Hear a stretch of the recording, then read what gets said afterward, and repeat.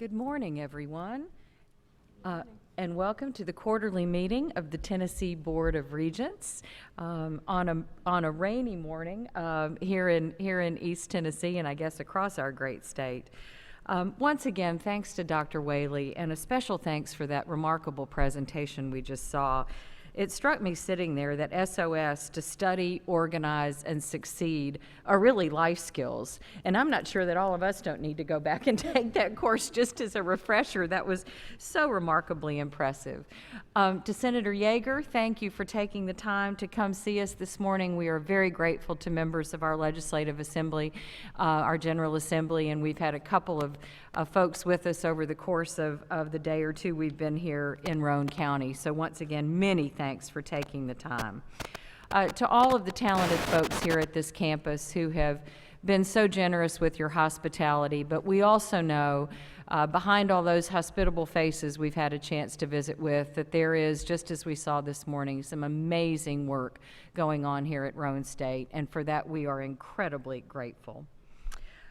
We do also have in our midst today our newest board member. Many of you met her yesterday in the course of our committee meetings, but I wanted to make a formal introduction of Yolanda Green, who joins us as the 4th District Congressional Representative. There she is. Good morning again. Tell us about yourself. We know you're a banker. We know you're a huge talent, but fill us in. Well, thank you so much. It's just a pleasure to be connected with TBR and to join this rainy couple of days here at Roane State. It's really been a pleasure. I am from Murfreesboro, Tennessee, and I have the pleasure of serving as market president for Rutherford County with First Tennessee Bank, and been a longtime banker for nearly 20 years, and I've truly enjoyed being connected here with the board and look forward to contributing as we move forward. Thank you again. Thank you very much. And she is a TSU graduate, which is excellent. I am. I graduated from Tennessee State University with my undergraduate and graduate. Married to Lieutenant Dwayne Green. He's a police officer serving in Nashville. And we have 3 little ones. So we have a 9-year-old, a 6-year-old, and a 4-year-old. So pray for me when you're on the altar, as things are extremely busy, but it's a blessing to be here. That's so great. We are grateful for your service, and we are grateful to your husband for his service to the community as well. Thank you. Thank you very much. Thank you for being here. We also discovered last night, she may not be happy when I say this, but she has a passion for basketball. So, so she learned a lot about Roane State's distinguished history in college basketball as well. Chancellor Tidings, any opening remarks? Again, I thank Roane State for the great hospitality that you have given us today. Thanks to all of you for being here today, and we look forward to a good board meeting. Thank you very much. If there are no further announcements, Mary Moody, let's call the roll. Regent Apple? Here. Regent Duckett? Here. Regent Fitzner? Here. Regent Green? Here. Regent Griscom? Here. Regent Hatch? Here. Regent Krause? Regent Markham? Here. Regent McQueen? Here. Regent Prescott? Here. Regent Reynolds? Here. Regent Shockey? Here. Regent Smith? Here. Regent Sperling? Here. Regent Templeton? Here. Regent Varlin? Here. Regent White? Here. You have a quorum, Madam Chairman. Thank you very much. So folks, this morning I want to move as expeditiously but efficiently as possible. We do have some significant ground to cover and 2 important reports. I'm also mindful that with the weather and we have folks who will then scatter across the state, I do want to be mindful of our time. So we'll attempt to move as quickly as we can, but again, giving the time we need to important items. With that, we begin with our minutes. And I think you have all seen in our books our March 31 quarterly meeting, 2 special called meetings, May 12 and June 6, and I will ask if anyone has any changes and corrections, and if not, we will entertain a motion to approve. So moved. Thank you, Regent Varlin. A second. Regent Duckett, thank you. Any further discussion? All in favor of approving our minutes, say aye, please. Aye. Opposed? Thank you all. Chancellor, your report on interim action. Thank you, Madam Chair.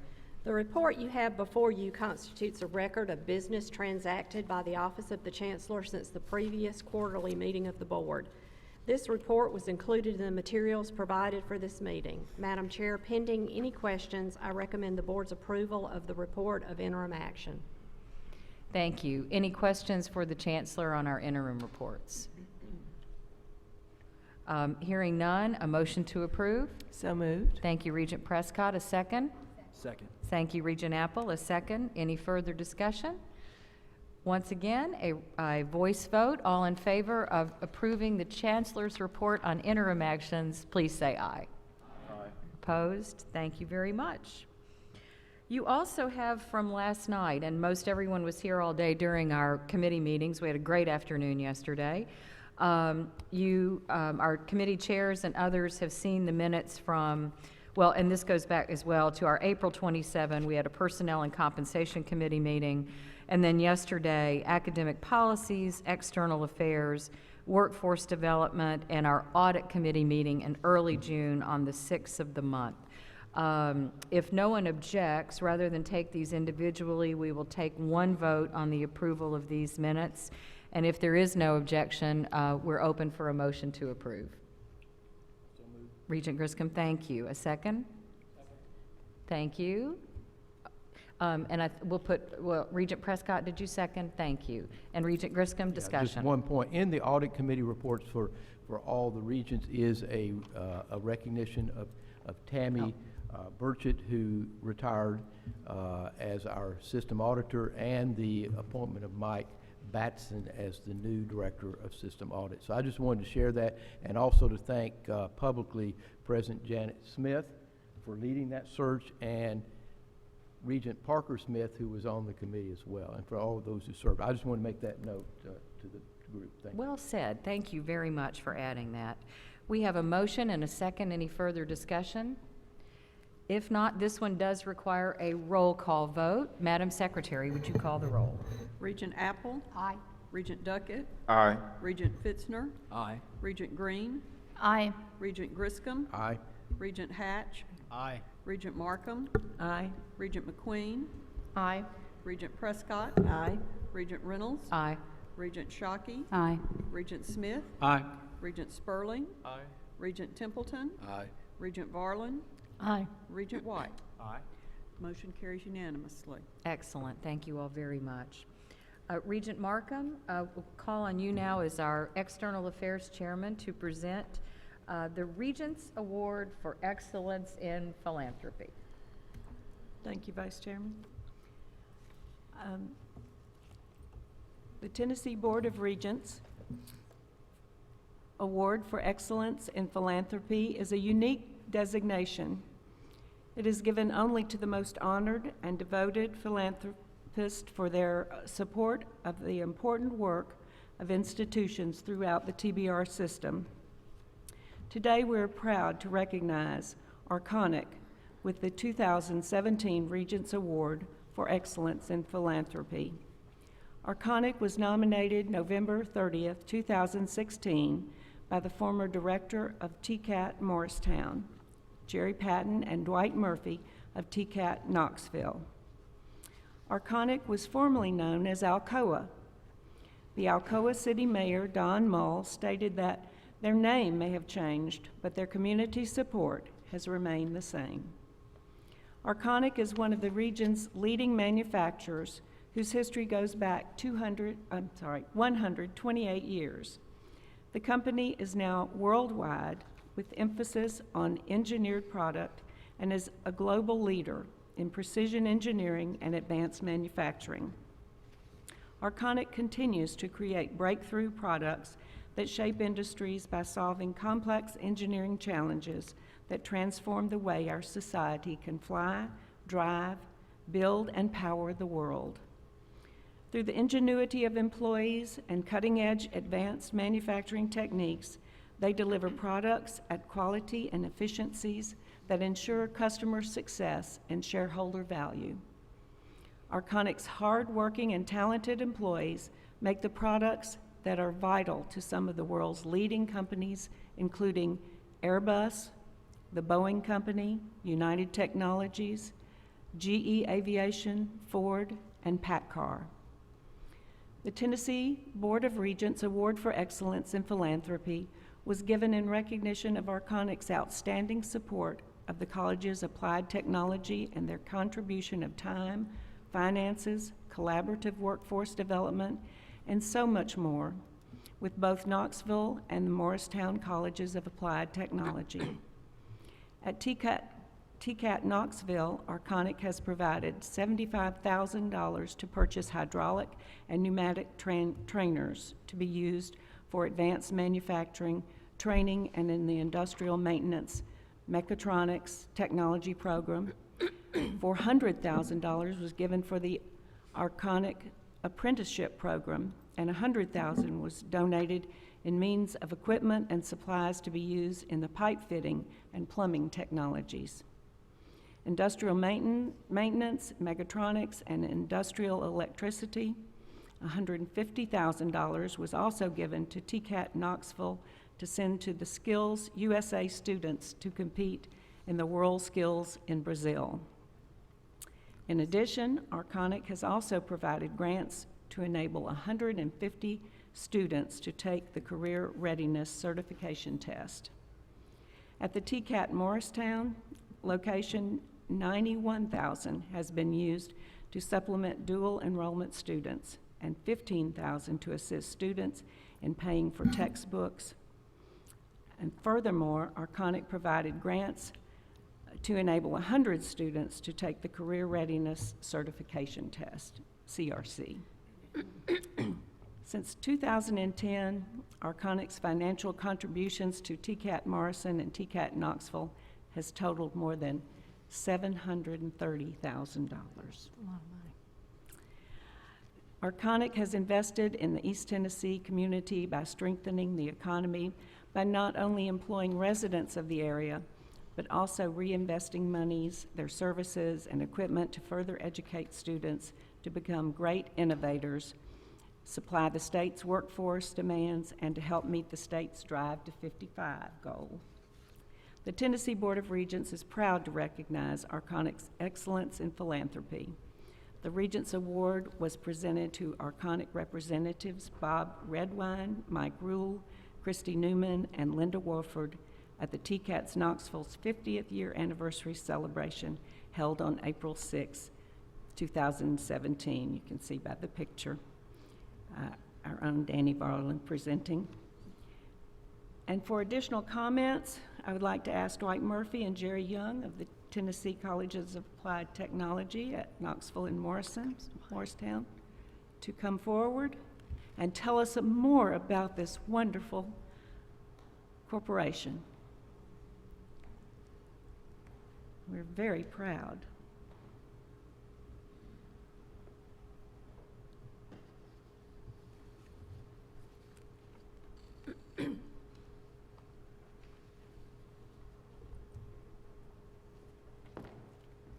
What a wonderful story. Tell us more. Good morning. Thank you for this recognition. I would begin by saying that Arconic Alcoa has done 20-something. Up top there. Yeah, there we go. I'm not very technically advanced, I'm sorry. But they've done a lot more for Knoxville than just what's been listed today, because they've changed our attitude. What they've done is exactly in line with what Carol Puryear talked about yesterday. 5 years ago, we started training for them. We've done $400,000 worth of training, but they allowed us to step up and think about special industry training. And as a result of what we've done for them, we now train for 10 of the largest folks in East Tennessee. And they've walked away with this apprenticeship and really made us restructure our curriculum to match what industry's looking for. And I think that attitude has carried through with all that we've done. So much more than the money, and we've just applied for $50,000 more from the foundation that they asked us to apply for. So the Alcoa is such an influence in East Tennessee and the Knoxville and Blount County area. You go to Alcoa High School. So more than the money, they've reshaped what we do at TCAT Knoxville in a major way. So subject to questions, I guess, again, I want to thank you. Dwight, if I can just say, what you're saying is exactly right. However, you had to be open to allow them to do that. And I just have to applaud you on the relationship that you started with them. And you've listened to them, you have structured based on what they've suggested. It takes two to do that. I do want to recognize you and Jerry on how you have absolutely listened to what they wanted to do and made that happen. So congratulations to you. I will show something funny though, because in East Tennessee, you know, Alcoa is just, Alcoa, I mean, that's the name of the town because of Alcoa, big old sign up there. So it has been really funny to see the change to Arconic. Everybody's completely confused. It's like, well, are we now going to be Arconic? Are we still Alcoa? You know, but they have come in gangbusters with the change from Alcoa and Arconic, the way it is, and they have just decided, which is sort of different than the way Alcoa was doing, but they have just decided they are going to support education, everything, workforce development, and we have been very lucky to have been the recipients of that, haven't we? We have, and on a sidebar to that, when we first met with them 5 years ago, they said, well, we need to train 20 folks. We didn't have capacity to handle 20 folks. So we did 5 nights a week, 40 hours a week. We had a time clock for them. We worked with our union to accommodate where the union actually supported us taking over the apprenticeship program. We did all kinds of things like testing their construction folks, something we don't do. We added millwright rigging and pipe fitting just to meet their needs. So I think going forward, Chancellor, we have to be very flexible in the time we have these folks and also what we're offering the folks and try to meet their particular needs. Any other questions? Any other Thank you. questions, comments? I'm blessed just to be a recipient of the former director Jerry Patton's hard work and my partner in Knoxville, Director Murphy. But I can see the impact that Arconic's gift has been on TCAP Morristown, not just in the monetary value, but the assistance with the training. And by Arconic stepping up, that also set a model for some other companies to say, well, if they're doing it, maybe we can work on that similar model. And it's helped with the input into the things we have. So I am just the new guy at Morristown and the recipient of all the hard work, but it's gifts like this that truly will make us successful. And I was sitting listening to Dr. Prier's presentation yesterday thinking Arconic is an example of what we're striving to achieve with the college system in Tennessee. Thank you. Thank you so much, directors. Vice Chair Reynolds, that completes my report. Well done. Thank you very much. Regent Varlin, anything to add? No, it's just really an honor, and I think I'm thinking about what Carol said yesterday about you have 2 ears to listen and 1 mouth. Keep that in mind. Dwight Murphy and his team are a good example of using those 2 ears. Well said. Well said. Thank you, Dwight and Jerry. It's good to see you both. Thank you. Keep up the good work. And we'll cross our fingers for that other 50,000. So that's very cool. We will now move to the report of our chancellor. We've got something interesting to hear this morning. We do. I'm going to Thank you. start this report off by presenting to you on our newly revisioned Tennessee Transfer Pathways website, From Here to Career. Michael Akins is going to come forward as he's the webmaster from working on the Tennessee Transfer Pathways, which began with the Complete College Tennessee Act of 2010.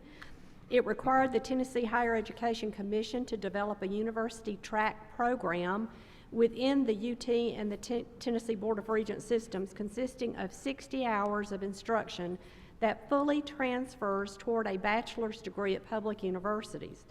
Amended in 2014 to require a minimum of 50 transfer programs, the Tennessee Transfer Pathways now include 65 community college associate degree to university baccalaureate degree programs. The Tennessee Transfer Pathways promise a student that all community college courses taken in a Pathways curriculum will be accepted at the university and count toward completion of the major. Michael, who is the Director of Innovation and Enterprise at the iCube Tennessee Tech's Virtual Reality Center for Imagination, it's a mouthful, and his team have applied their skill sets in entrepreneurship, technology, and marketing to create for us a fresh look and a new purpose for the Tennessee Transfer Pathways web presence. So Michael, I'm going to turn this over to you and let you wow this group by what you're about to show them. Well, great. Thank you so much for having me. This morning, I just want to give you a quick teaser. Now, I want to tell everybody that on July 5th, again, that's July 5th, we will launch and go live with this website. So the first thing that, if you're familiar with the Tennessee Transfer Pathway website right now, we have actually redesigned it from the bottom up. And a couple themes that I've been hearing this morning are student success, listening, and that's exactly what we've done. We've listened to the institutions, we've listened to the students, and we have designed this to facilitate more student transfers in the state of Tennessee. So I could not be more excited to be here this morning, so thank you for having me. Just a quick overview so you can see that we've got some marketing collateral up at the top. One of our slogans now is from here to career, and we want to take that student from wherever they are right now in life to their career. So as we scroll down just a little bit, you can see that we have some generalized information about what the program is. And then on the right is actually one of our first things that we have responded to our students. So we have steps for a successful transfer. And you can see that there are 6 of those there. Every time that I talk to a student, we actually have about 20 transfer students that work in our facility, and I've talked to several of them around the state, and I always say, Michael, just tell me what I need to do. No problem, there you go. We've got our 6 steps right there in front for anybody that wants to get more information, and this actually leads to a Steps for Success page that they can get a lot more information about. And scrolling on down the website, we have our academic focus areas. If you all are familiar with those, there are 8 of them. Basically, those are affinity groups that are grouping the majors together with, for example, education, business, applied technology, and more. Now, what you'll also notice in the middle of the screen here is we have a Let Us Help You Decide. So maybe you don't know what it is. Well, we can help you, and if you click on that link, it'll actually take you to tools that will help you understand what you may be better at. So we can talk about that here in just a moment. Then we also have some more marketing collateral down here. So we've got the Drive to 55, the TN Promise, and the Reconnect as well. And then finally, we have the system level logos, and then we'll also have the campus level logos as well. Now let's get into the meat of this thing. So what a student will do is basically there's one of 2 ways that they can, that they can get into the transfer pathway program, and that might be they will transfer by a major or they'll transfer by an institution. So let's take a look at the institution page.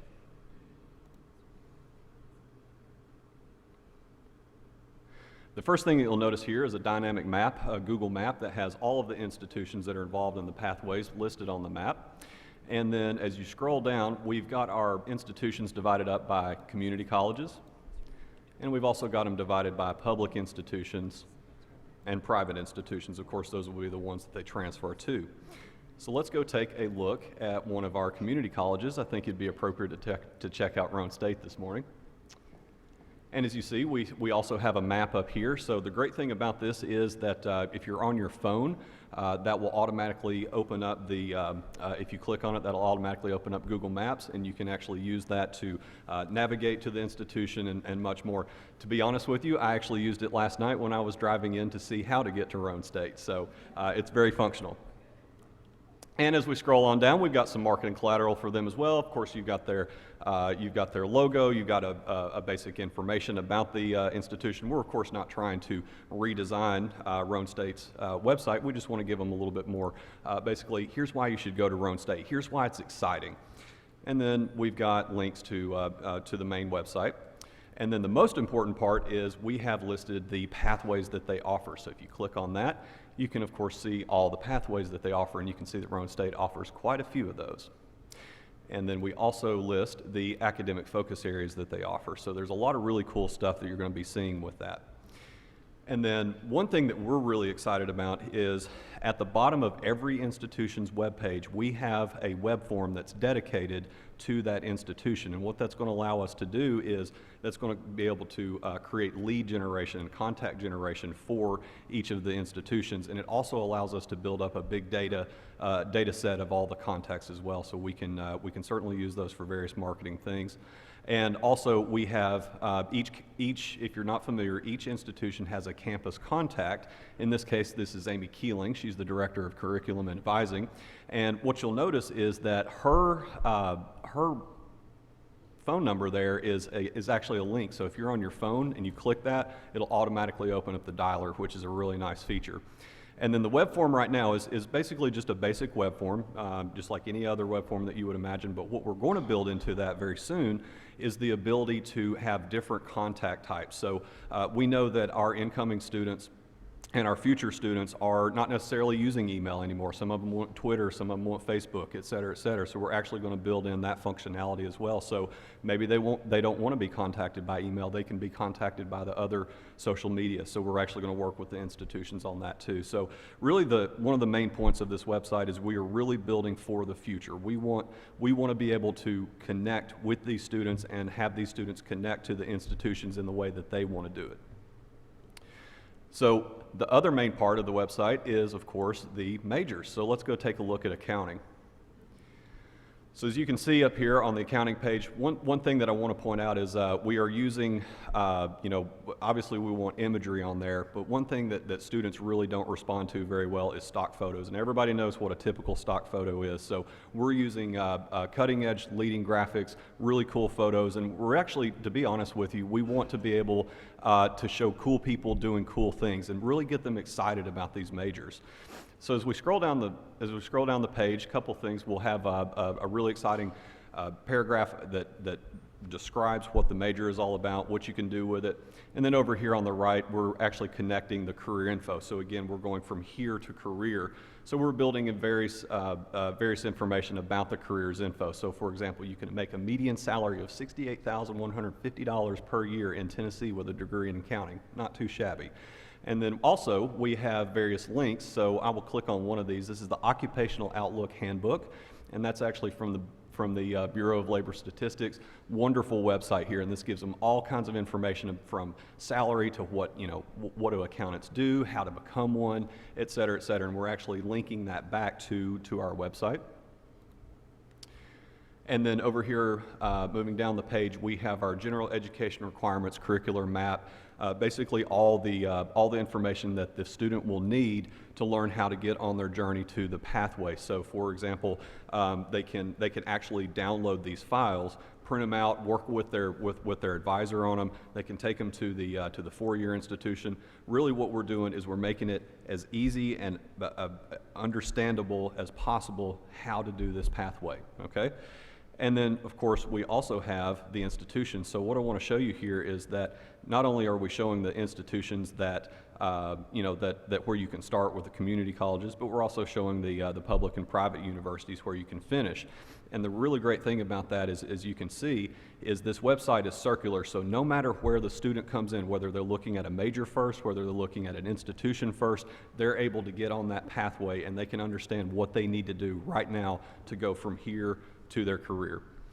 And then finally, as I finish up, I just wanted to show you we do have more steps for success. And then what we're going to be doing after this thing launches is we are going on several focus groups. So we're meeting with institutions, we're meeting with students. We're also going to be meeting with parents, advisors, counselors, faculty, and much, much more. So again, we want to build this website to help facilitate transfers, and we want to do it how our target customer wants it to be done. So with that said, thank you very much for having me up here. Also, one last thing is I'm very proud to show that we have our campus contacts listed, and this is every single institution that is in the transfer ecosphere. Again, if they click on the phone link, automatically opens up the dialer, or they can directly contact them via web form. So again, thank you very much for having me here. July 5th, go out and check the live website. It's going to be great. If anybody has any information that they want to give me, if you have any suggestions, any questions whatsoever, all you have to do is click on Contact Us. That goes directly to my inbox, and I would love to talk to you more about that. Thank you for your time. Michael, thank you so much. Does anyone have any questions for Michael this morning? Joey? I've got kind of a comment and a question. Yes. So in 1975, I transferred from Nashville State Community College to Auburn University, and the internet was really slow back then. Uh-huh. So it involved me getting in my car and driving from Nashville to Auburn. Yeah. This is really cool stuff. What I wonder, though, is can you do this with a high school senior so that they can plot that whole thing before they ever start? Absolutely. Is that how far down you're getting? We have not extended it to the high school senior yet, but what they can do is the high school senior absolutely can get on this website, can get all the information that they need about the community college that they want to start at, and then, of course, the four-year university where they want to go to. There's also a lot of capacity that we can actually build in collateral for specifically that target audience. You know what would be really cool? They can look at not only the pathway academically, but the cost, the grants they're going to get, you know, the whole cost of going, what the debt's going to be. That's a really cool thing to look at. Absolutely. We'll certainly put that in. Thank you. Thanks.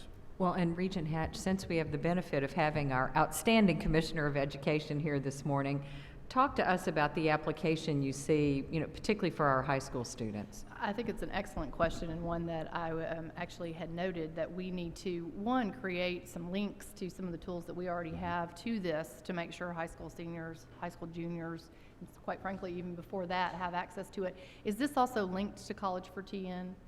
Yes, Okay, it is. great. So we can show that there are linkages among all of these different tools that our students are using. What I hope to do then is also to use this, and we do a road show in the fall where we'll go around and actually share some of the college tools that are available, and this would be one that we could highlight for the students and use it as part of our toolkit for seniors. So it's an excellent website, and I appreciate being here so I can be familiar with it quickly. We can use it. Thanks. Absolutely. Regent Prescott? Thank you. Just along that same line, and I think that it's such an asset to have our Commissioner of Education on this board to look at those things. But when we think about, I think about Regent Varlin's continued comment about relationships, and when we think about that, I think it is really part of our responsibility to relay to our institutions, and I know that they do this. I always hate to say things that you know that many of them are doing, but that relationship from the community college or the College of Technology down to the high schools is really, really, really important because it's really someone in that school that has contact with a student that can help them know to use this, you know, and the more we get it out, the better. But I think that when it gets right down to it, we have to recognize who in that school is working the most with those students to help them plan and look forward to college, and to be able to recommend or to even sit with the student and go through some of this would be invaluable. So that's our responsibility, I think, to do that. So, excellent. Thank you very much. School again, but getting too old. Michael, thank you so much. Absolutely. Thank you for having me. Excellent presentation. We appreciate it. Thank you. Continue on. Well, I do have a few more things in my report this morning. Again, we talked briefly about some of the appointments reporting directly to the Chancellor yesterday, but I want to make sure that we have mentioned these again today. Beginning July 1st, we have Danny Gibbs coming in as our Vice Chancellor for Business and Finance. And as we've said many times, we're so excited to have Danny. People keep talking about him filling the shoes of Dale, and we know that Dale's shoes are big and they can't be filled. But Danny is a great person to be coming on board and a unique individual, and will bring a great amount of experience to the job. Is Danny with us today? I think he was here earlier. There he is. Danny, thank you.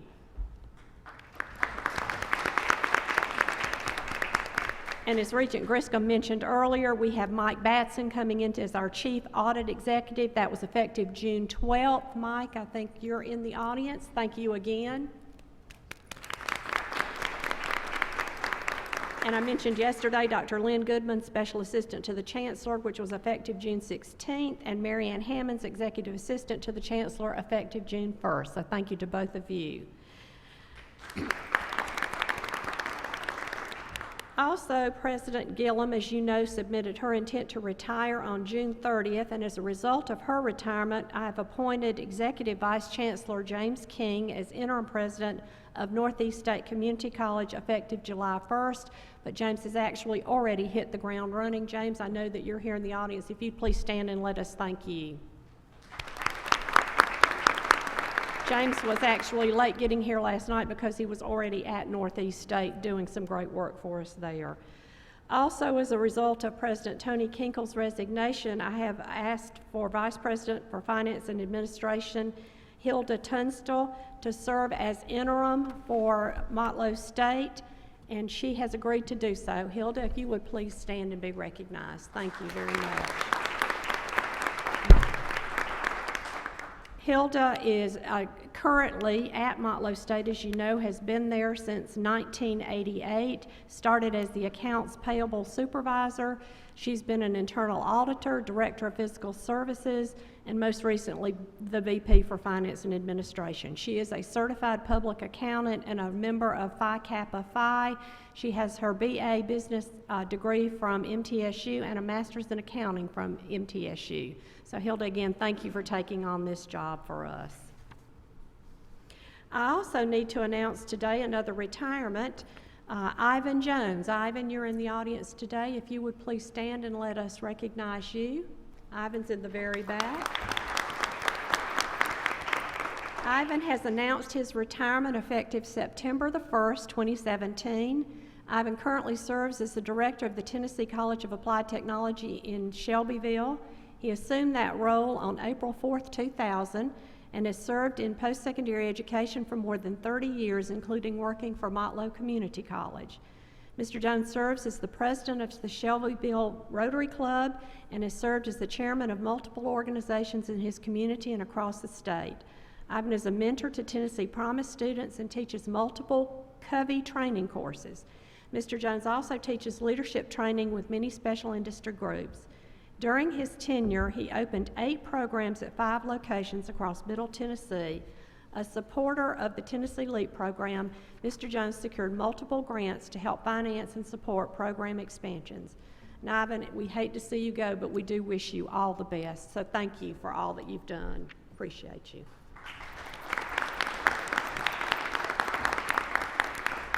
I also need to update you on the Crossville Technical College president search. Jerry Young, previous director, assumed the leadership at TCAT Morristown, as you heard this morning, on May 1st, 2017. Cliff Whiteman, previous assistant director, is serving as our interim director, and the search for a new president opened and the position posted on May 30th. The search committee was established and approved, and Regent Joey Hatch will serve as chair for this committee. Update on the Shelbyville Technical College president search. Ivan Jones, his effective date of retirement, as we announced earlier, September 1st, with steps to establish an interim president and search committee for a permanent president being put in place now.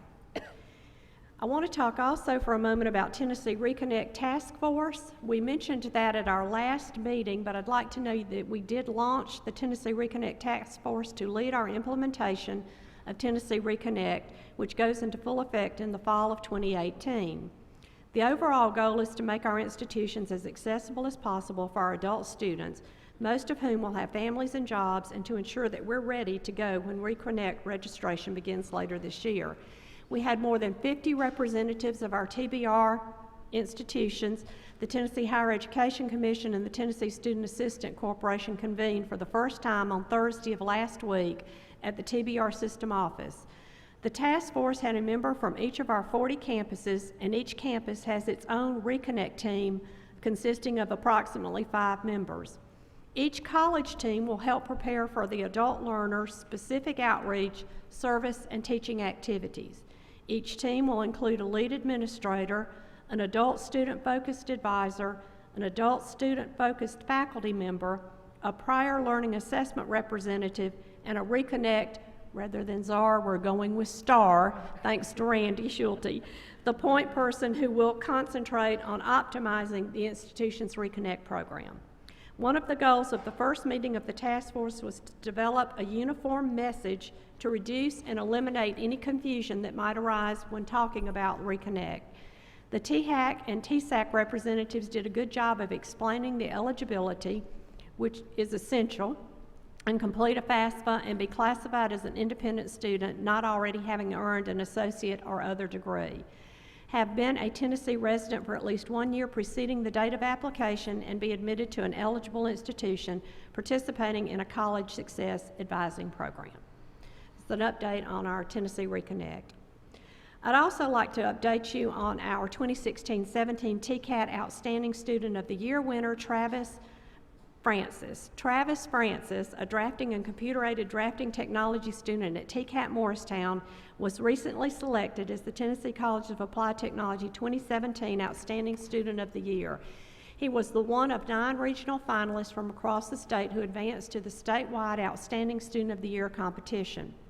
As Outstanding Student of the Year, Travis will serve as an ambassador for the colleges of applied technology and career. He will visit with public officials, employers, students, and potential students to provide information about the TCATs and encourage support for them. And I'm sure all of you remember Travis as one of the 3 students who addressed the board at the last quarterly meeting with the impact of the Tennessee Promise Scholarship Program. Travis lives in Newport, Tennessee, and is a 2015 graduate of Cook County High School. Travis also serves as the Tennessee Post-Secondary President of Skills USA. You remember he asked for the car and he won it. So we're very proud for Travis. I also want to give you just the numbers real quick that were mentioned to you yesterday by Matthew when he talked about our marketing campaign for the state. We are extremely excited about the results that we've had to date. It is on web, mobile, Facebook, and YouTube pre-roll. Mobile is performing around 3 times the industry standard, with the markets, as many of you have recognized already, being extremely focused. Our overall engagement from social media is up 53% since the campaign started. This translates to the campaign is directing an additional 1,000 visitors per day to the institution's section of the website, with a 75% click-through rate directly to the campuses. So we're extremely excited about that. Thank you, Matthew and team, for all that you've done on this marketing campaign. Madam Chair, that is my report. Think you have enough going on? We got a lot going on. It's all good, though. Thank you very much. Good work. Good work. And it's particularly exciting to hear about the Reconnect Task Force. I know everybody will look forward to hearing more there. And again, to Michael, thank you for making your way over from Cookeville to be with us. He assures me that everything is good at Tennessee Tech.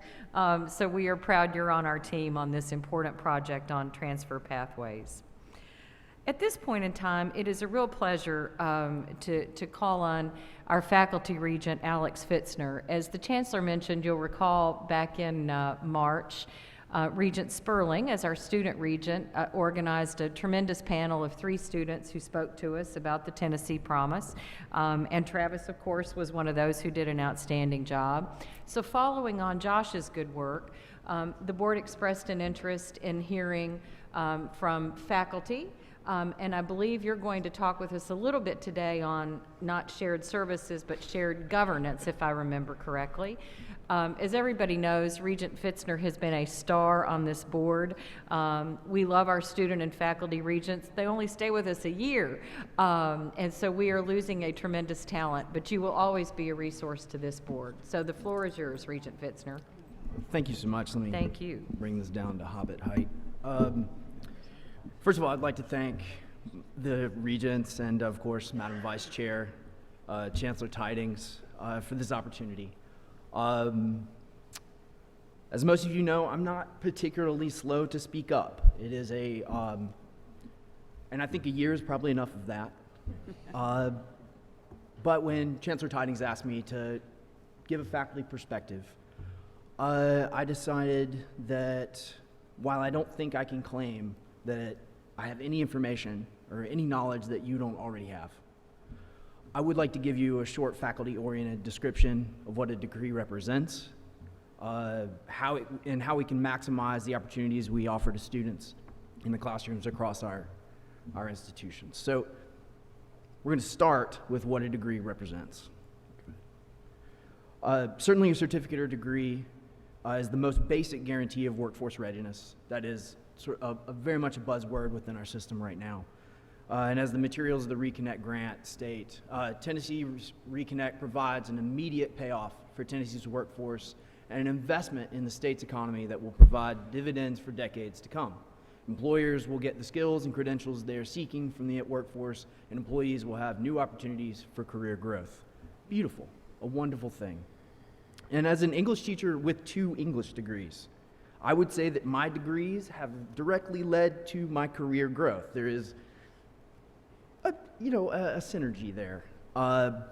And while I did enjoy packing Rice Krispie treats in a factory as a college student, after a short time I wanted to do something a little less marshmallowy. So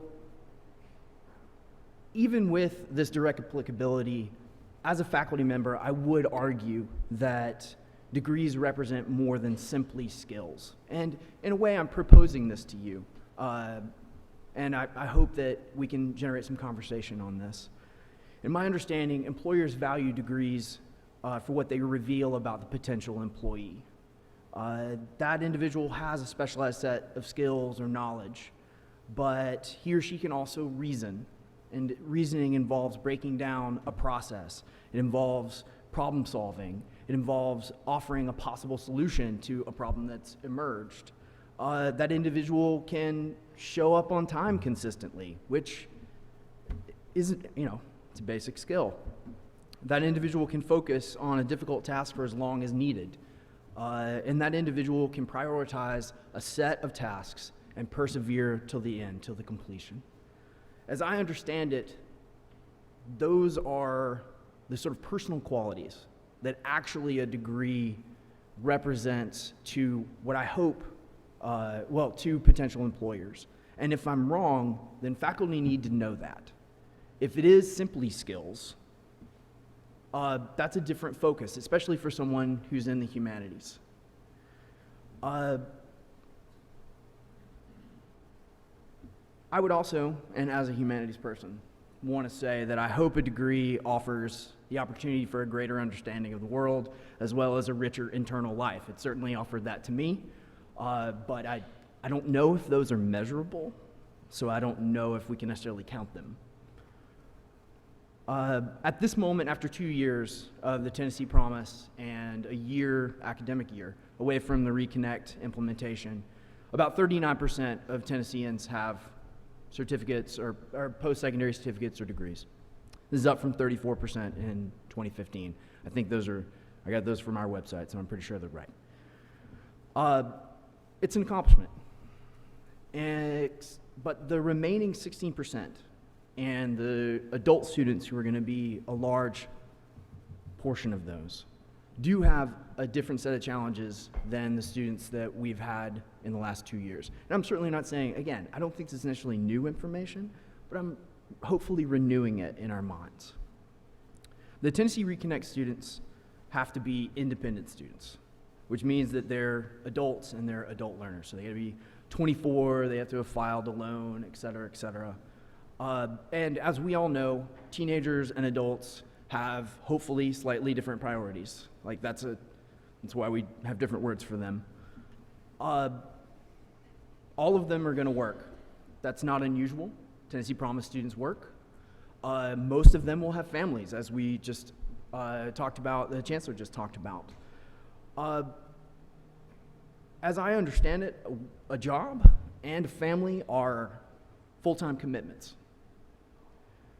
One of the things I tell my students at the beginning of every semester is, okay, you might be working, you might be doing a lot of other things besides school. Something is called full-time because it's supposed to take all of your time. It's a revolutionary idea and it's a revolutionary language, but so many of our students are trying to balance multiple activities that would qualify as full-time. And that has to happen because that student has to maintain human relationships, aka a family. That student has to feed that family and therefore keep the legal tender coming in. So they have to do these things. But then they also have these personal goals. So what is a student supposed to do? Next slide, please. My experience has been that school is typically the second or probably the third priority for our students. that's a really difficult reality, because in a lot of cases, that student getting there, often on time, is a major accomplishment. And then they sit down in my classroom and we start talking about modernist poetry. Or, oh, I don't know, semicolons. And that's actually when the work begins. But that student has done such a massive amount of work to get into that room.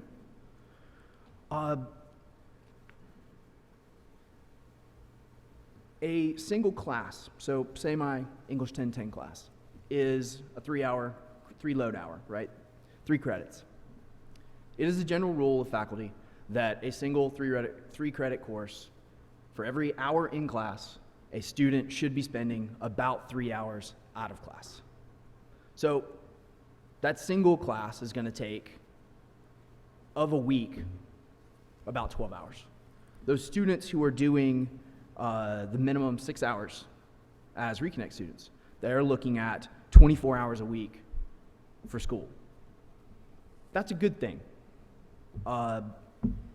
That's what is required in order to be called college educated. And faculty and the students who have completed, especially those, and I had the pleasure of presiding over graduation at Pellissippi State in both the fall and the spring, and those students, they are so excited to have accomplished that, to have managed that time, to have managed those priorities. And certainly Tennessee, with the Reconnect grant and with Promise, are taking away one of, hopefully those students are having to work a little bit less because of tuition, or because tuition is not a problem. But there's still one major problem for faculty. And that is that at our institutions, our faculty can only offer an opportunity to students. Not everyone is equipped to be college educated, at least when they walk in the door. The easiest ones are the ones who are not dedicated enough. And every professor has to have that talk every semester with somebody. Like, okay, maybe you're not ready yet. Let's talk next semester. Let's do this again. We usually call it a maturity issue. That's the easiest way to describe it.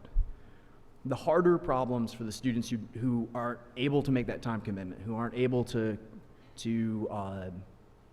manage those priorities, the harder ones are the bad luck cases. The ones who have a sick child the night before a paper's due. The ones who have a car that breaks down on the day of an exam. And those students are usually, especially the adults, they are the support web for their own families. And so when they are the support web, then of course, when they need that support, the person who would be offering it isn't there because it's them.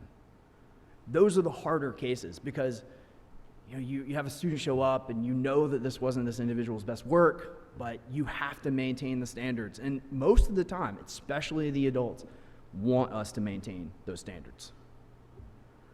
For me, the absolute hardest reason that students don't succeed, it doesn't have to do with commitment, it doesn't have to do with luck, it has to do with ability. We don't talk about that a lot, but it's a bit of a fresh feeling for me right now. Last semester, I tutored a student who was at Pellissippi State, and he came into the tutoring center and he was in English 1010 in a prerequisite section. He was unable to write an entire paragraph of complete sentences when he walked into the tutoring center in week 1. Week after week, he worked with tutors like me. He worked with tutors every day, trying to work on his writing skills. And I mean, at the beginning of the semester, we're talking like teens and 20s in his grades. By the end of the semester,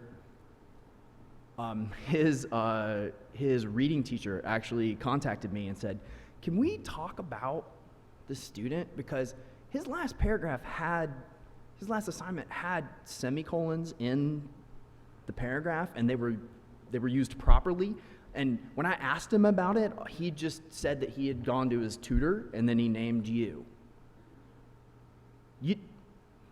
did he do that? And I said, yeah, absolutely. I mean, we've been working on semicolons since week 1. And this was week 13. And I mean, it was an incredible progress. I mean, this student had moved into college level writing. Granted, semicolons were going well, commas were still in variable, but he had gotten to a D level. So we're talking teens and 20s to a D. That's a spread of 45 points or so. He still didn't pass his classes. He was there every day. He worked with me for hours. He worked with his other tutors for hours. He still was not college ready. He was not to a college standard.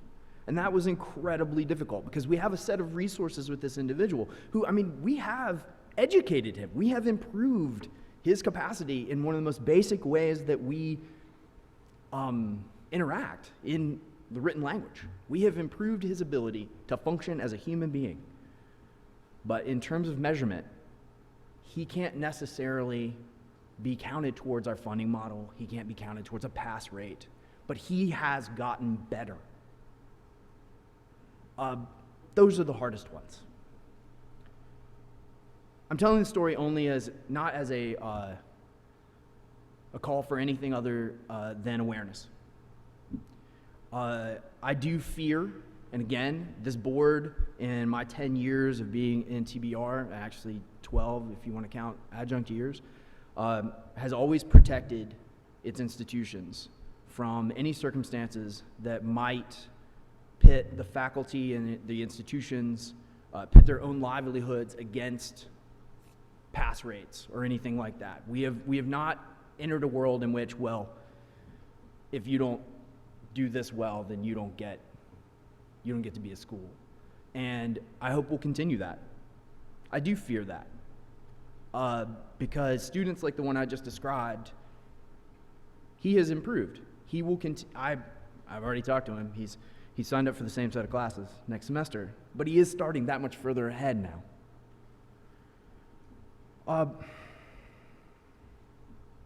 How do we assure ourselves that we're offering opportunities to those students who do have the ability, who do have the focus, who do have the luck to earn a certificate or degree? In my experience, and please forgive me for bragging on Pellissippi State, but it is my home institution. I suspect my boss is here. Hey, boss. At Pellissippi State, the way we do that is by empowering faculty, empowering the support staff, empowering the administrators to work together as equal stakeholders in creating opportunities for all students. And this is on a very basic level, this is shared governance.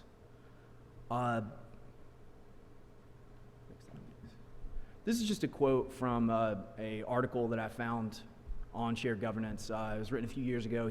Gary Olson is a provost from Idaho State University. Genuine shared governance gives voice, but not necessarily ultimate authority, to concerns common to all constituencies, as well as to issues unique to specific groups. I thought that this was a wonderful generic way of saying that, but I'd like to give that a little bit more, make it a little more personal, make it a little more TBR. So, this is obviously from TBR policy, got this from the website, and actually I want to thank Dr. Randy Schulte for helping me find it. Faculty participation in institutional governance is fundamental to the development and maintenance of effective academic policies, national and regional accreditation, and shared responsibility for the delivery of educational programs and services to students. I bring this up because we do in policy already move in this direction. We do already value this. And I think it's also important to point out that this is in a policy on the concept of academic freedom, and I'll be touching on that in just a moment. The inclusion of a faculty regent and a student regent on the Tennessee Board of Regents is an example of this board's commitment to getting input from all parts of this system. And I cannot express to you how much I appreciate personally, and I know that Josh and I have talked about it Regent Sperling, excuse me, too familiar, that we have been given an equal voice at every meeting. That is shared governance at work. That's shared governance as it should happen. That's using the assets of a system to better the whole. And I appreciate that so much. I'm also incredibly encouraged that the technical colleges and the community colleges will have representatives on this board moving forward. I think that is going to be an incredible asset as we adjust it to the post-focus world. I'm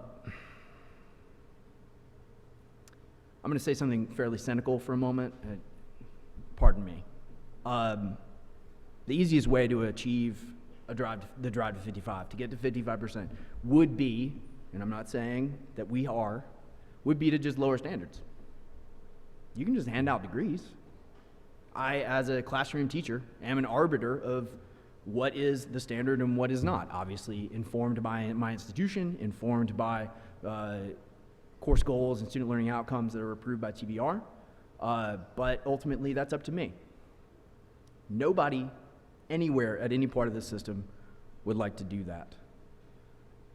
And since that's the case, I mean, who wants to give out degrees that don't represent those specific skills and those personal qualities that I talked about earlier? Since that's the case, all of the stakeholders have to be working together, and I would argue they have to be working together on equal standing to create the greatest degree of opportunity for achievement for the greatest number of students. In this, we have to have faculty members who are empowered by academic freedom, but also incredibly self-motivated to create curriculum that isn't necessarily convenient or easy, and certainly needs to be changed every semester. But the curriculum that will serve these bodies of students to the greatest degree possible, that will offer these opportunities. In my opinion, complacency is inappropriate in any part of a classroom, faculty, students, and certainly it's inappropriate at any point in a system. And one of the things I have just been amazed by is how, as I think somebody described it yesterday, and forgive me for not remembering whom, but this is not a sitting board, this is an active board. And this is not a complacent body. And I can't tell you how much I appreciate that. My inner cynic has been quieted, and that is hard to do. I do want to give a slight side note about a somewhat controversial topic, at least across the country. I hear it a bit in the media, and some of you are thinking right now, what is he about to bring up? Next slide, please. I hear that tenure means that someone is unfireable. No. First of all, and this is just a little screenshot, and you can go find it very easily, a tenured faculty member can be terminated like any other employee from any other system or any other organization. There is a protocol. All it involves is a paper trail. So I hear occasionally in the public, well, tenured faculty are unfireable, they have jobs for life, and therefore they're utterly complacent. I can definitely say they're not unfireable. Hey, boss. But also, I would argue that offering tenure is a way that we can attract the best people to our system, because it does give those faculty the freedom, the protection to an extent, to make those recommendations that might be very, very difficult to implement. That curriculum that might need more resources, might need funding of a different sort. But if the faculty are the ones who are in the classroom, then the faculty need to at least be able to offer that suggestion. And I'm not saying the faculty should be running the show in any way. I am just saying faculty at the table is a good thing for everyone. Let's go to something more pleasant. Next one. This is just a very simple chart. And again, this is modeled from Pellissippi State. To me, this is how shared governance can happen. This is a chart of how we can create and review academic policy with equal involvement from stakeholders. The President's Council, which the Faculty Senate President sits on, is obviously run by the President of the institution. Faculty Senate and the Dean's Council, which is made up of the various department heads with the Chief Academic Officer, will either initiate policy or will initiate a review of policy. It will go to Faculty Senate. Faculty Senate reviews it as a body or via ad hoc committee, and it passes through both Faculty Senate and Dean's Council before it goes to discussion on President's Council. That sounds like a lot of work, and it is. But it also means that everybody in the institution has already seen this. There are no surprises. It also means that when something needs to work, everybody has had a chance to put their stamp on it. And that in itself creates a culture of collaboration. I think that the faculty's role is to create a comprehensive and accessible curriculum that upholds a standard of academic achievement for students. I think that's what faculty does. But that, in turn, has to maintain the degrees that this board actually is. This board confers all degrees. So this board is ultimately responsible. We are the deliverers of that. In order to maximize the opportunities for students, we have to have a system and institutions that equally involve faculty, administrators, and support staff. A system that empowers all stakeholders will always function more efficiently and, most importantly, create the most opportunities. Thank you so much for letting me address you all, and if you have any comments or questions, I've seen a few of you sort of thinking about it. Please feel free to fire away. Any questions or comments for Regent Pfitzner? Well done, as always. Regent Barwin, I'm sorry. Regent, I appreciate your insights. It is a challenge sometimes to balance what we observe or know that we need to do in terms of fulfilling our responsibilities to career path. As an English major, I completely understand your heart for what that provides, what these types of programs and what that brings to your life that is sometimes hard to know, count or know. It's what makes us human beings. And in that regard, we're not robots. And it's important, as you pointed out, that we remember that it's the whole person that we're trying to bring success to. And I appreciate the role that you and the faculty take and the responsibility you take as faculty to bring that whole person to these students that are in your hands. That's where the rubber meets the road. It really is. So just want to say how much we appreciate what you've brought to the Board of Regents this year and what our faculty across the state do to prepare our students to go forward with the rest of their lives. So thank you. Thank you, Regent. Thank you, Regent Barlin. Very well said. Well done. Thank you.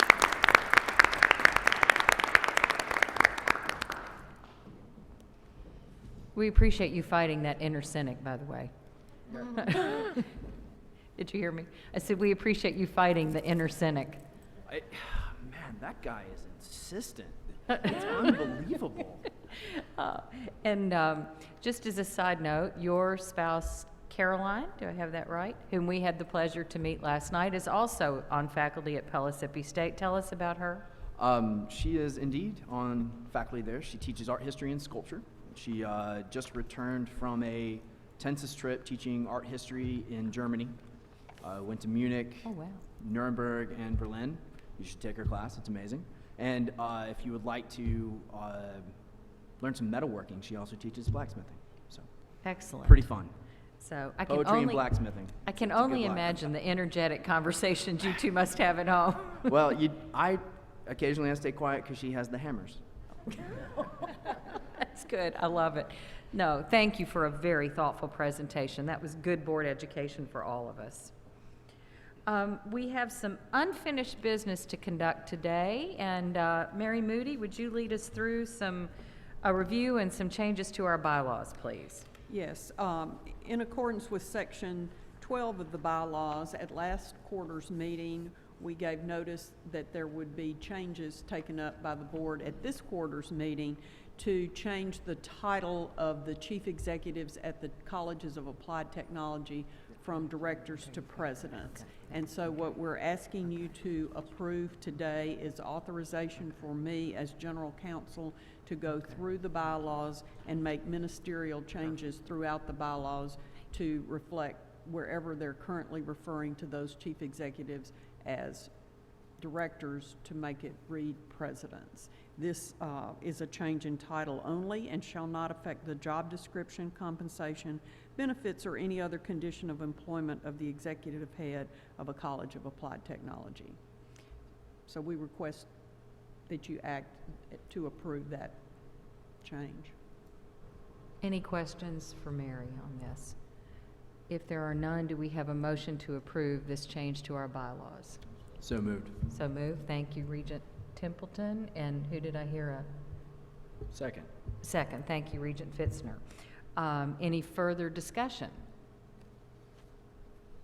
If not, this change does require a roll call vote. So Mary, if you would do the honors. Regent Apple? Aye. Regent Duckett? Aye. Regent Fitzner? Aye. Regent Green? Aye. Regent Griscom? Regent Hatch? Aye. Regent Markham? Aye. Regent McQueen? Aye. Regent Prescott? Aye. Regent Reynolds? Regent Shockey? Aye. Regent Smith? Aye. Regent Sperling? Aye. Regent Templeton? Regent Varlin? Regent White? Aye. The motion carries unanimously. Excellent. And I would like to call on our Chancellor, who brought this excellent bylaw change to our attention for us to work through. I just at this time would like to ask all of our newly designated presidents to please stand and let us give you a round of applause.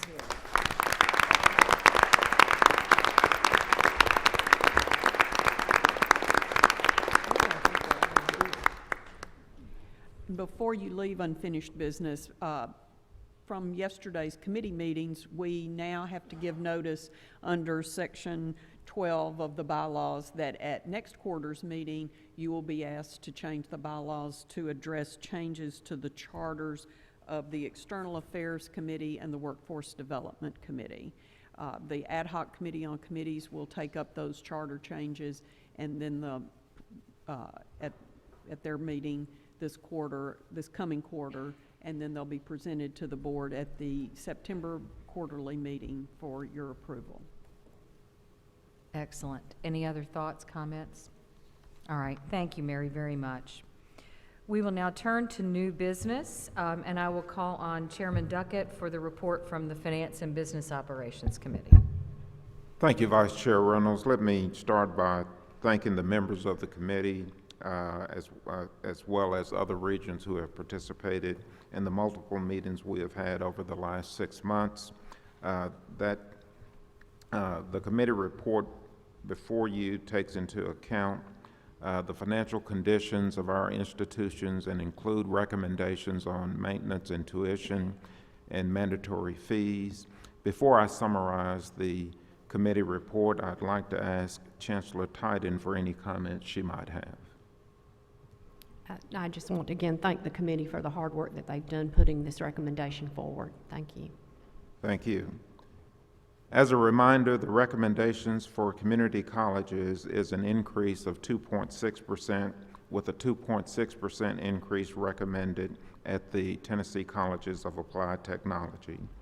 We estimate this raises $7.5 million that will be used by the institution to fund priority needs.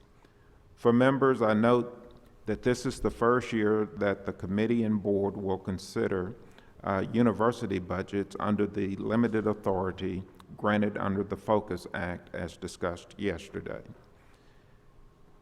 In its report, the committee recommends approval of the operating budgets for colleges, TCATs, and the system office totaling $1.093 billion for fiscal year 2016-17 and $1.057 billion for fiscal year 2017-2018.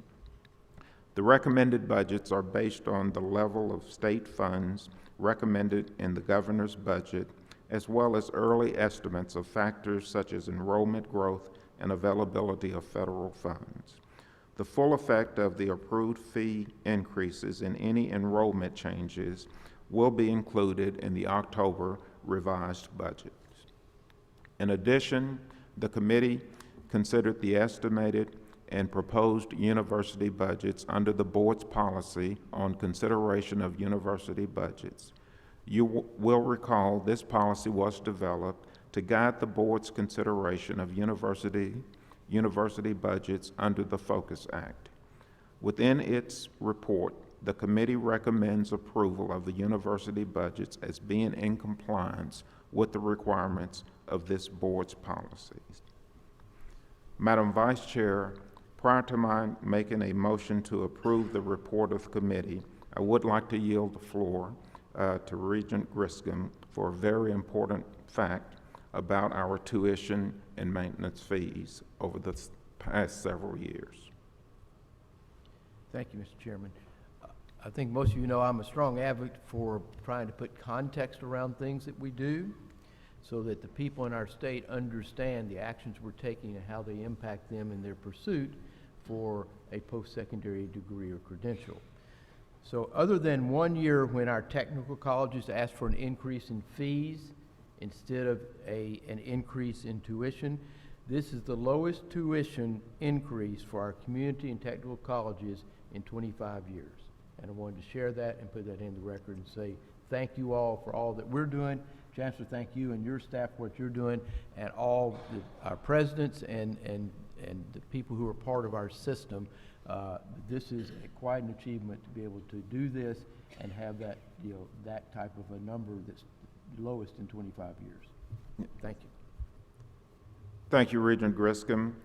As committee chair, I move that the board approves the report of the June 22nd, 2017 meeting of the Committee on Finance and Business Operations, which includes maintenance and tuition and mandatory fees, recommendations for 2017-18, and the operating budgets for fiscal year 2016-17 and 2017 and 2018 as presented.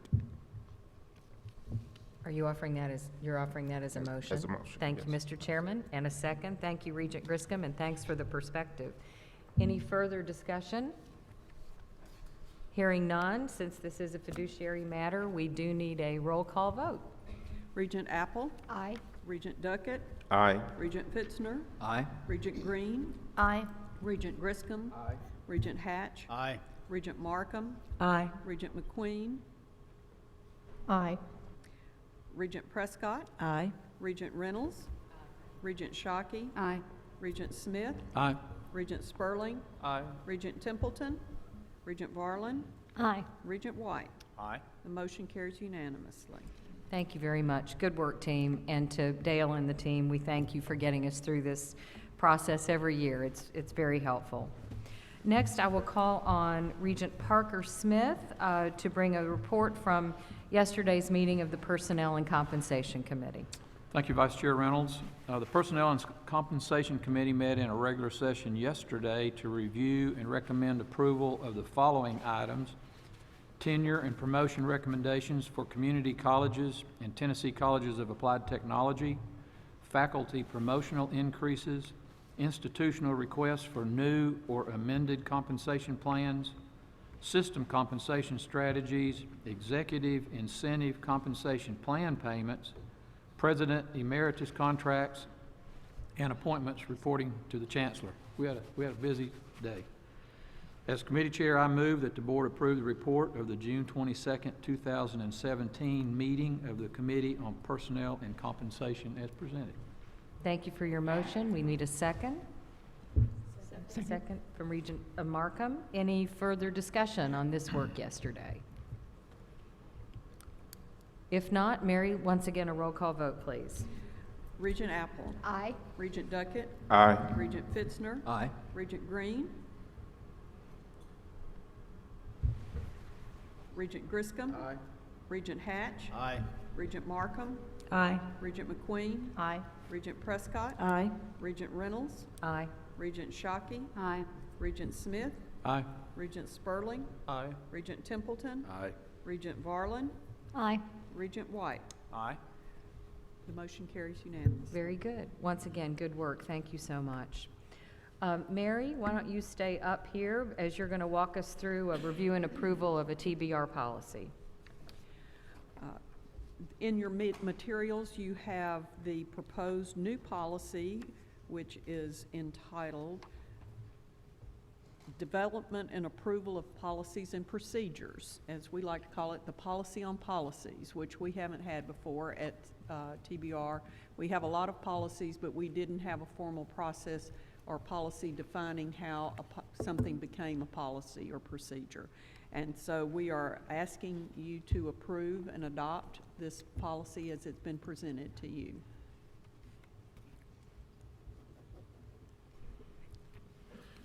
We are really not the ultimate bureaucrats here in adopting a policy on policy, just for the record, but it is a necessary, I know. But it is a necessary They're very piece. common. That's right, it's a necessary piece of business. Does anyone have any questions for Mary? And if not, we will entertain a motion to approve. So moved, thank you, Regent Second. Smith. Second from Regent Duckett. Any further discussion? If not, this simply requires a voice vote. All in favor, please say aye. Aye. Opposed? Thank you, Mary. So now we enter what is both a joyful and a bittersweet part of our meeting, and that's some resolutions to thank those who have given so generously to the Tennessee Board of Regents. I would like first to call once again on Regent Smith, who will present a resolution of appreciation for Regent Fitzner. Thank you, Vice Chair. It is indeed my honor to provide a resolution of appreciation for the service of Mr. Alex Fitzner as Faculty Regent for the Tennessee Board of Regents. Whereas the Tennessee Board of Regents in regular session at Roane State Community College in Harriman, Tennessee, wishes to express its sincere appreciation to Mr. Alex Fitzner for his service as Faculty Regent, and whereas he was appointed to this position by the Honorable Bill Haslam, Governor of the State of Tennessee for the 2016-2017 academic year, and whereas he has fulfilled his responsibilities in an exemplary manner by contributing to the governance of the institutions within the purview of the Board by sharing his concerns for the faculty within the Board system and for educational quality. And whereas he has provided leadership, guidance, and expertise to the Board in the areas of articulation and student life, and has represented his colleagues and students of the TBR system with unwavering and distinguished service.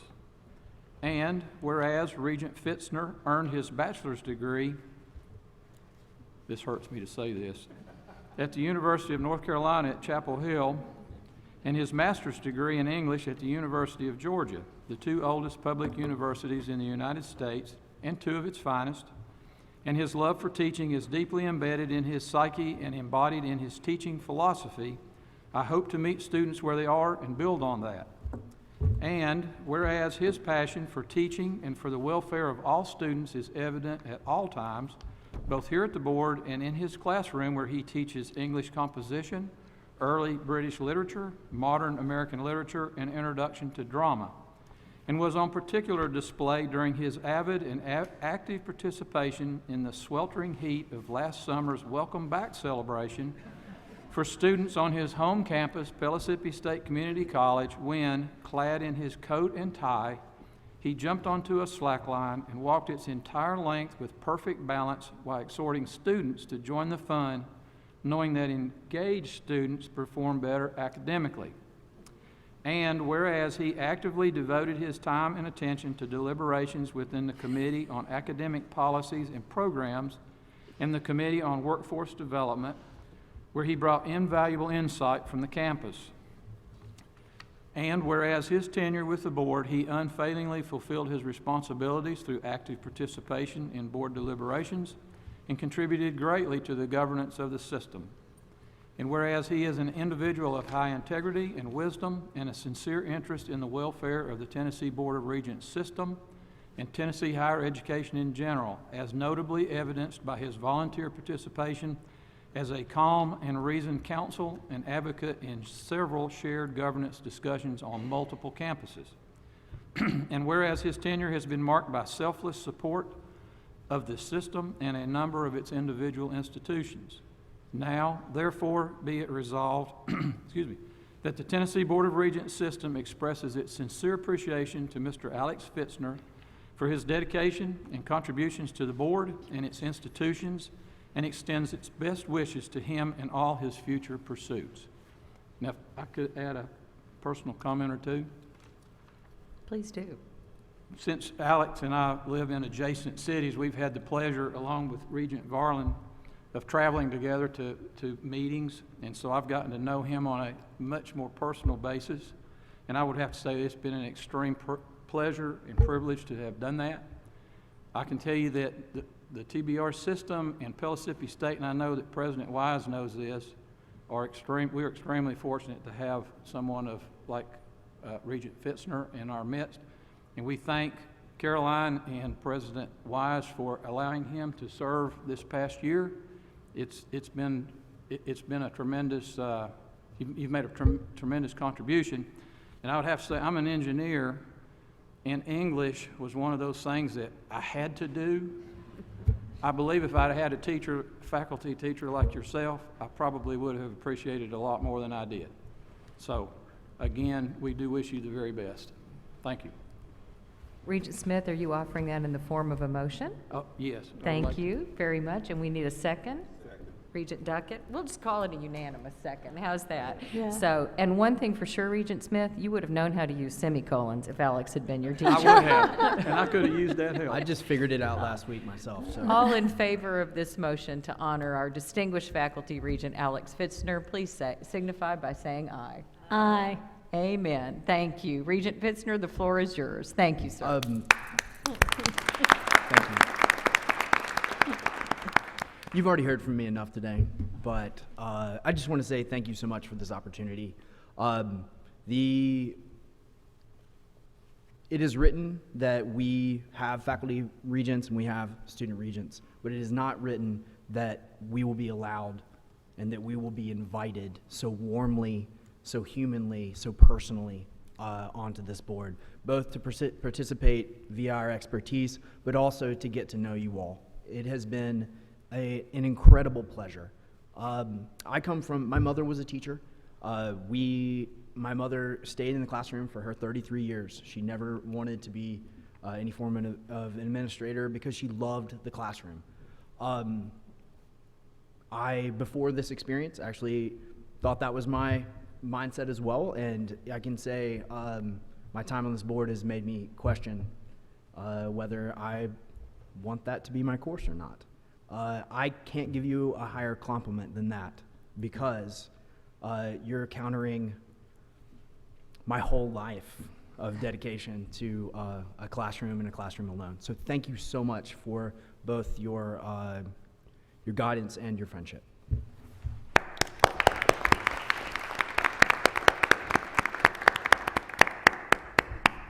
Thank you. It has been a pleasure.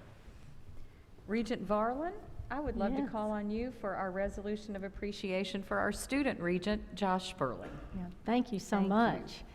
Josh, Regent Sperling, it is my honor to present a resolution of appreciation of service to Mr. Josh Sperling as student regent for the Tennessee Board of Regents. Whereas the Tennessee Board of Regents in regular session at Roane State Community College in Harriman, Tennessee, wishes to express its sincere appreciation to Mr. Josh Sperling for his dedicated and valuable service as student regent.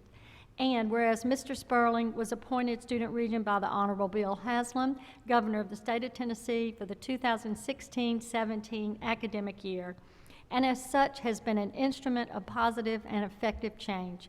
And whereas he served as a strong advocate of student concerns brought forward through student government presidents representing all Board of Regents campuses, as particularly evidenced when he organized and led a presentation with 2 fellow student leaders to the board at its March 2017 meeting that focused on how the Tennessee Promise program can be improved to benefit even more students.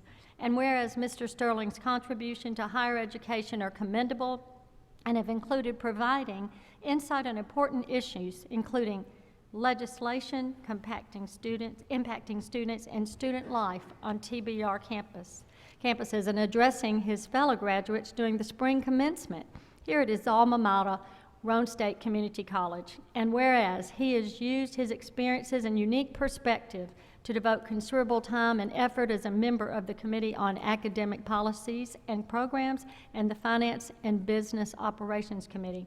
And whereas during his tenure with the board, Mr. Sperling unfailingly fulfilled his responsibilities through active and eager participation in board deliberations and contributed greatly to the governance of the systems, and will no doubt continue providing valuable insight as he pursues his education at the University of Tennessee and reports back on his firsthand experience with the Tennessee Transfer Pathways program.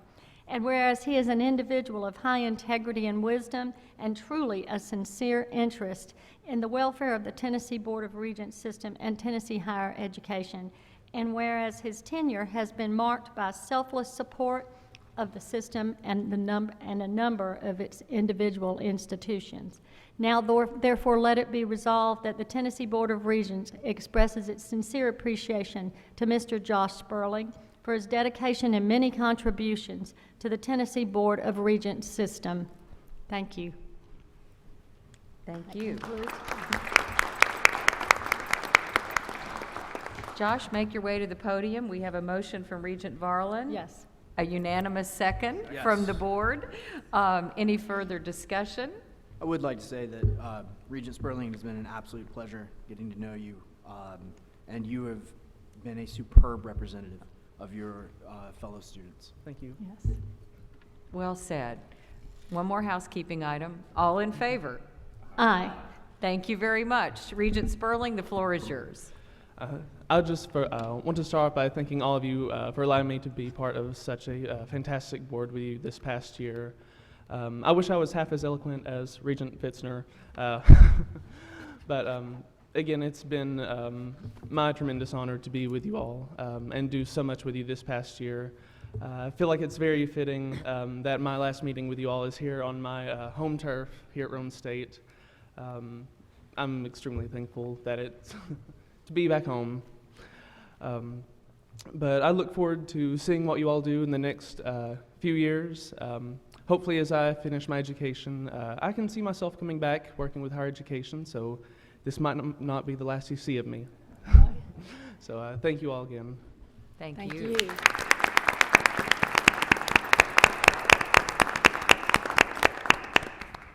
We absolutely hope it is not the last we see of you, and we thank you very much, and best of luck at UT.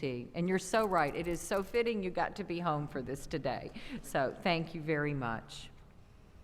Our next resolution will be presented by Regent Prescott, and it is in honor of our former Vice Chancellor, Tristan Denley. Thank you, Vice Chancellor. It is my honor today to read a resolution of appreciation for the service of Dr. Tristan Denley as Vice Chancellor of Academic Affairs, Tennessee Board of Regents.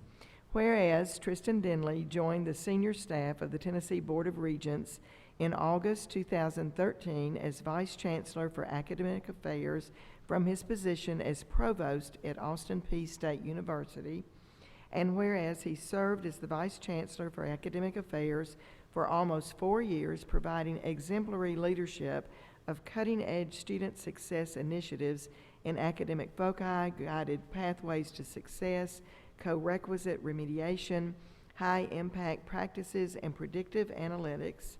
And whereas Dr. Denley's hands-on approach to impact student success has been recognized nationally by such organizations as the National Center for Academic Transformation, by whom he was chosen as a redesigned scholar, and whereas he is the creator of Degree Compass, an online course recommendation system for students and advisors that has received acclaim from EDUCAUSE, Complete College America, the Bill and Melinda Gates Foundation, and President Obama, and for which he was honored with the Platinum IMS Global Learning Impact Award in 2014.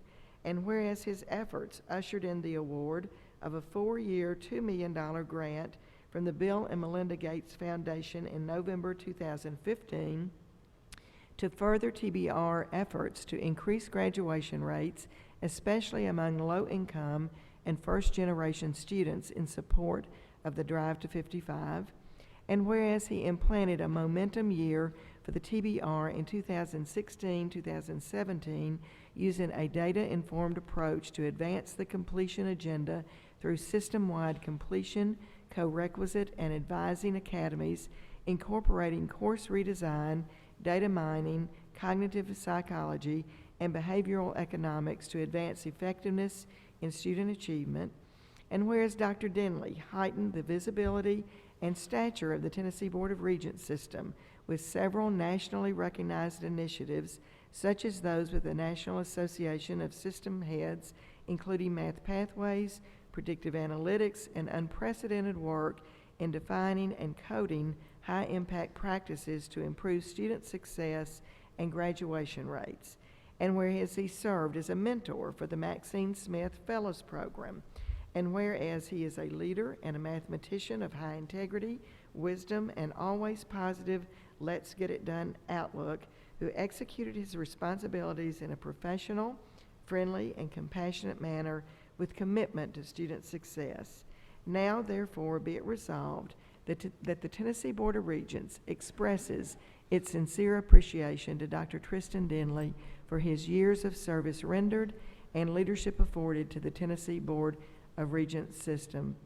Madam Vice Chair, I know that Dr. Denley is not here today, but I do want to add that our loss is certainly George's gain. He served this system with great expertise, and we're very thankful for that. And I offer this now as a recommendation to be approved, or as unanimously, hopefully. Thank you, Regent Prescott. A unanimous second once again. Very good. Any further discussion? So this requires a roll call vote, a voice vote, I beg your pardon. And as Regent Prescott said, our loss is definitely George's gain on this one. All in favor? Aye. Opposed? Thank you very much. Not unlike what Regent Smith said about if he'd had Regent Fitzner as an English teacher, I think if I'd had Regent Denley or Vice Chancellor Denley as my math teacher, I might be a far better mathematician than I am today. So we wish him and his terrific family well as he begins this tremendous enterprise at the University of Georgia. And he is another one we will not hear the last of, I'm sure. He will continue to do remarkable things. And finally, it is my pleasure to call on Regent Duckett to present a resolution honoring Dale Sims. Thank you, Madam Vice Chair, and I had to take a deep breath because this is truly a bittersweet moment for me personally and professionally. I've had the pleasure of working with Dale Sims in one capacity or another for over 20 years. Let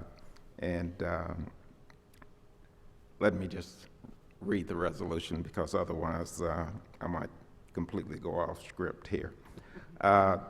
Whereas the Tennessee Board of Regents in regular session at Roane State Community College in Harriman, Tennessee wishes to express its sincere appreciation and thanks to Mr. Dale Sims for his dedicated and valuable service as Vice Chancellor for Business and Finance. And whereas Mr. Sims attended Western Carolina University, where he was a member of the Catamount baseball team and graduated with a bachelor's degree in political science in 1978. He continued his graduate studies in public administration at Murray State University, where a student internship led him to the Tennessee Comptroller's Office the Tennessee Comptroller of the Treasury's office in Nashville, launching a long and successful career in public service to the people of Tennessee, up through the highest levels of state government. And whereas Mr. Sims joined the staff of the legendary Comptroller of the Treasury, William R. Snodgrass, in 1980, as a legislative program evaluator in 1982. In 1982, he moved to the Tennessee Treasury Department as staff assistant to State Treasurer Harlan Matthews.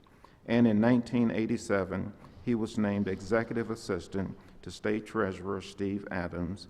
And whereas in 2003, the Tennessee General Assembly elected Mr. Sims as State Treasurer, one of 3 constitutional officers elected by the legislature to serve the citizens of Tennessee, and who work closely with each other and with the governor and the legislative leaders to ensure that the business of the state is conducted efficiently and with integrity.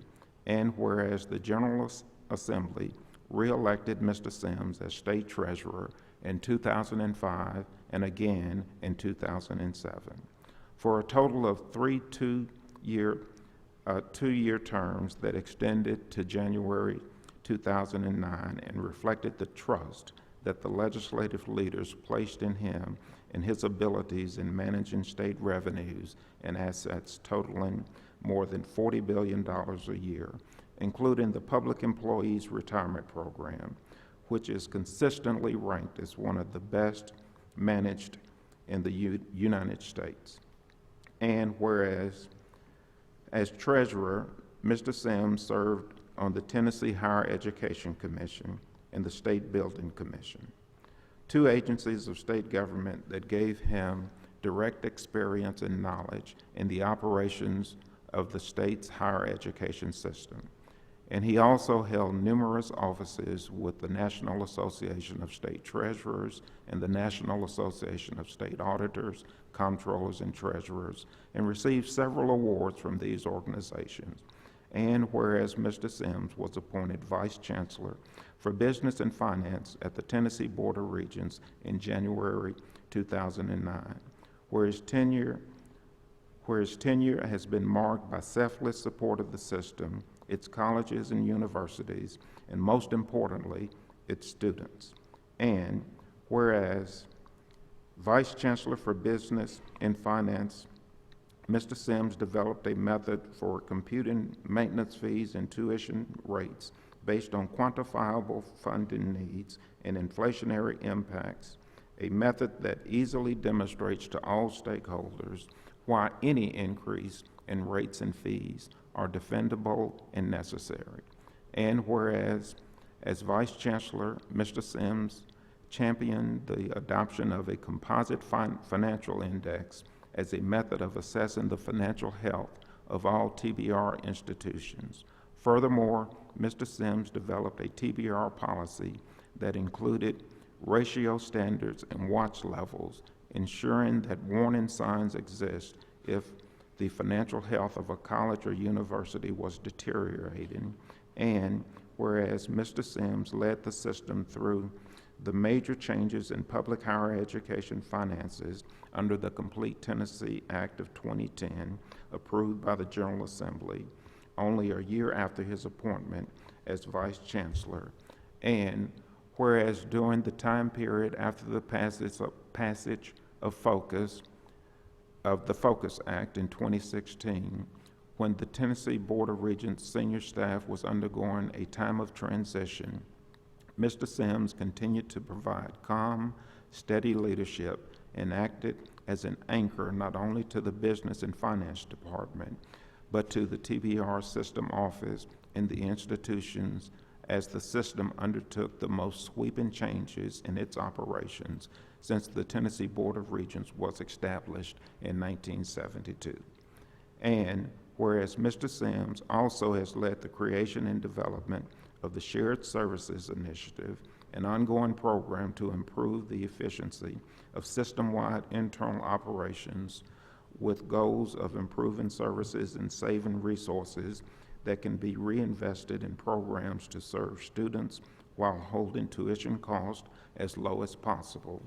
And whereas his ideas for process improvements have moved the Tennessee Board of Regents system office in the way of automation, and he helped lead the move of the TBR system offices in a seamless and efficient manner without a disruption of services to TBR institutions.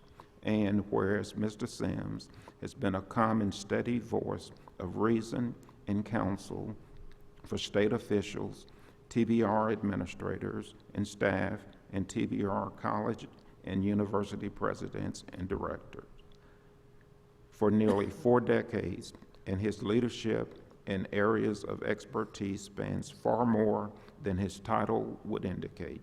And whereas his dedication and hard work extends beyond the TBR system, which including service as a member and board chairman of the Western Carolina University Foundation, which has awarded him numerous honors as a distinguished alumnus and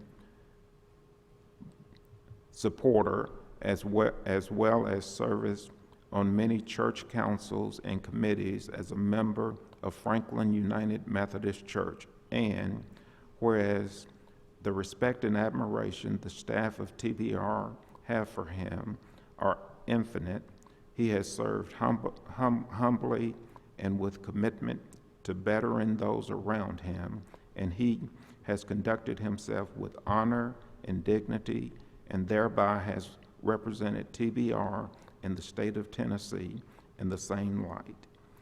And whereas he is retiring from the Tennessee Board of Regents on June 30th, 2017, and the Board of Regents will miss such an exemplary employee, but wishes him all the best in his new adventures with family and loved one.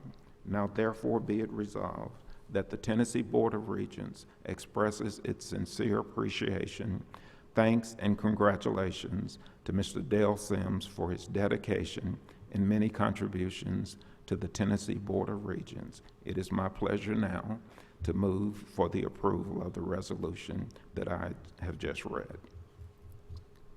Thank you very much, Regent Duckett.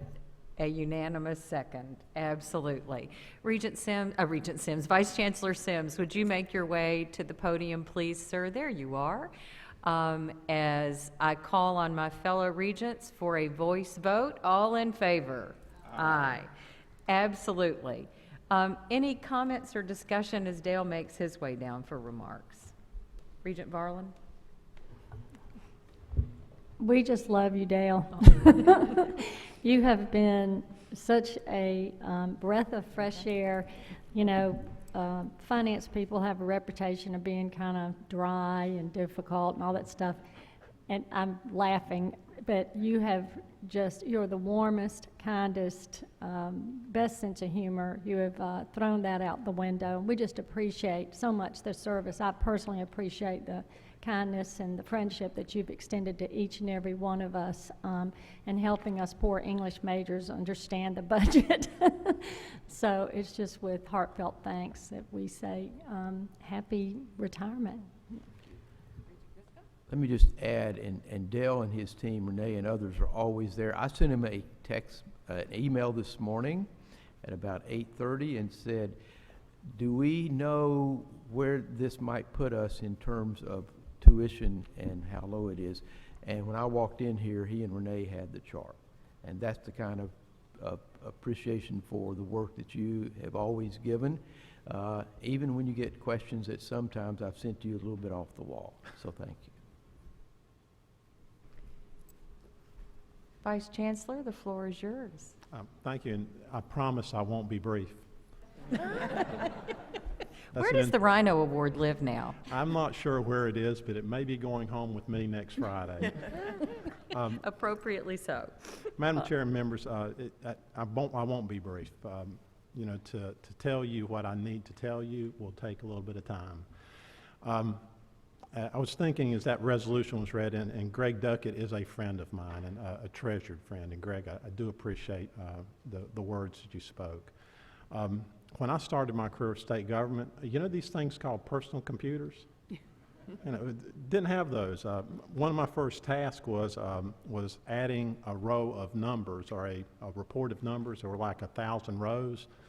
And you added them until you got the same answer at least twice. And I was not very good at that. Spent a lot of time with a calculator working through that. But started a career that, as a legislative auditor, was blessed, have always been blessed with great leaders, great role models. Bill Snodgrass, just renowned across the U.S. in terms of accountability and leadership in state government. Harlan Matthews, a wonderful man. Dave Manning, names that may not mean much to folks here, but were folks that, to the degree that I've been productive, a lot of that credit goes to them. Members of the legislature who I'm indebted to. My work in the Comptroller's office, I spent 2 years in the Senate Finance office with Senator Henry of Davidson, Senator Donovan of Shelby, and Senator Thomas of Madison County. Just 3 fine gentlemen doing the right thing the right way. Those of you who know those 3 or have known those 3 understand that the end was important, but getting to the end in the right way and consideration for others was always upmost in their mind as well.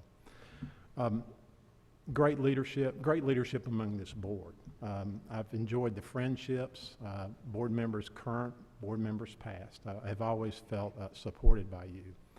Chancellors, I was given an opportunity by Chancellor Manning that I did not know I would have.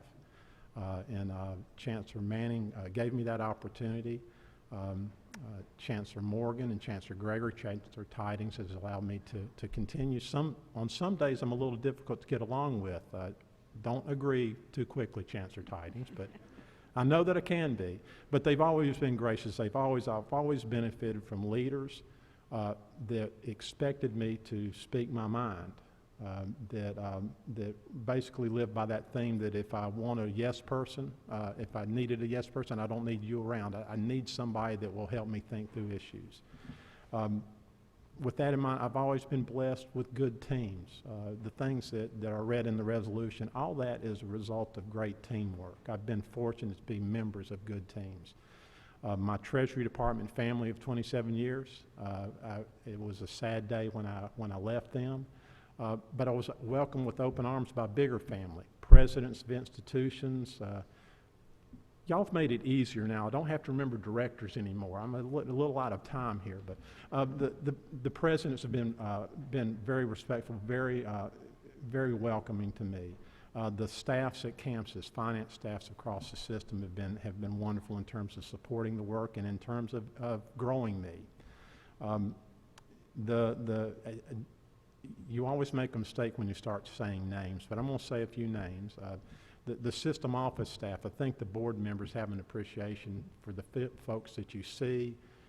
There are a number of folks that you never see that are vital to that organization, that are committed to the mission of this institution, of this system. For the state of Tennessee to succeed economically, it's imperative that this system and its institutions be successful in its mission of serving students, of moving students to successful completions. It's not just an economic imperative. It is, my view, and I think the view of members of your system is it's a moral imperative. When we admit a student, we have to be committed to doing the things necessary to get them to a successful completion, whatever that might be. Get off the soapbox. My staff at TBR, Renee Stewart. Y'all know, I hope you know how much I think of Renee Stewart. Angela Flynn, who you don't see, she's your procurement and contracts person, is somebody that is going 100 miles an hour every day. Just a wonderful, wonderful staff person. Most of you know April Preston, a great addition to the system office, someone that's committed. The move of the system office was led largely by April Preston and John Khaleesi in our IT area. Just great workers, great team members, great collaborators. Deanna Hall, who is your fiscal director, make sure that we get paid, make sure your travel claims get paid. Again, just a wonderful person. Steve Vieira, a recent addition, our IT, our CIO, has really elevated our IT operation to a new level. And Dick Tracy, who most of you know, does a great job in the facilities area. Wrap up in staff. my Pat Massey. I think most of you know Pat, and Pat is the face that I see the first thing every morning. Pat's my work wife. Pat, when I come into the office, she makes sure I know where I'm supposed to be, when I'm supposed to be there, and I have in my hands what I'm supposed to have. So I'm indebted to Pat Massey for the way she welcomed me when I first came here and the way she has supported me throughout my time. Lastly, Madam Chair, I made a mistake. I've made many mistakes that y'all have been forgiving of. I made a mistake a few years ago by not acknowledging my wife. She's not here today, but my wife and family, as many people I think here today, people in your family make sacrifices so that you can pursue a career. And Debbie and my daughter Jessica have certainly made those sacrifices to create time for me to do the work I love and the work that I have loved with this system. So with that, I look forward to seeing great things from this board, great things from this system. I'll be watching you with great expectation. Thank you for everything. Thank you.